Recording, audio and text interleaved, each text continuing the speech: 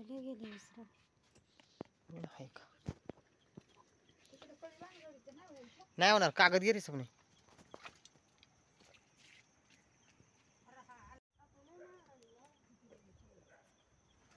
मित्रांनो नमस्कार माझ्या आजच्या व्हिडिओमध्ये आपलं सर्वांचं मनापासून स्वागत. तर आता आहे ना आपण पटाईवरती आलोय आणि पटाईमध्ये आता सध्या पाणी संपले प्यायचं तर आपण आहे ना आता पाणी आणायला चालू आहे खाली आपल्या झऱ्यावरती. तर चला मित्रांनो माझा हा व्हिडिओ जर तुम्हाला आवडलाच तर नक्की माझ्या चॅनलला शेअर करा, लाईक करा आणि सबस्क्राईब करायला विसरू नका. सध्या पाऊस उघडला त्याच्यामुळे ना आपण पटदिशी जाऊन पाणी घेऊन या कारण प्यायचं पाणी संपलेलं आहे. तर आम्ही आता पाणी आणायला निघालो. हे बघा ही आपली या ठिकाणी पडळे आणि आपली जनावरं पण या ठिकाणी असतात. तर प्यायचं पाणी संपलेलं आहे आता आम्ही पाण्याला चालू आहे.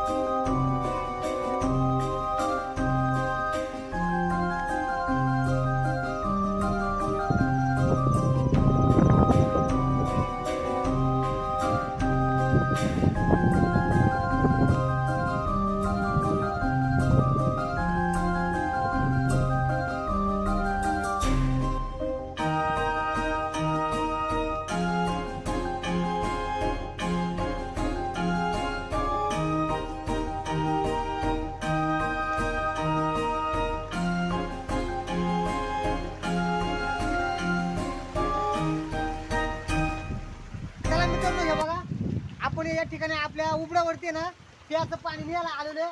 आपण प्यायला इथूनच पाणी नेत असतोय त्या झऱ्यावरून. हे बघा तर मित्रांनो बघा या ठिकाणी ना त्या झऱ्याचं जे पाणी हे आता आपण प्यायसाठी इथून नेतोय.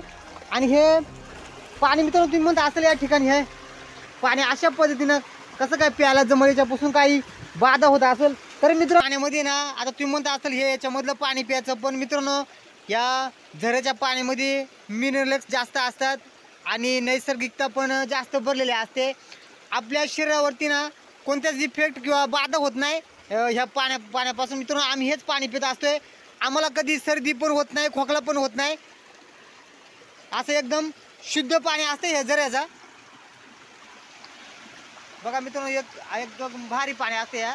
आम्ही हेच पाणी पित असतोय.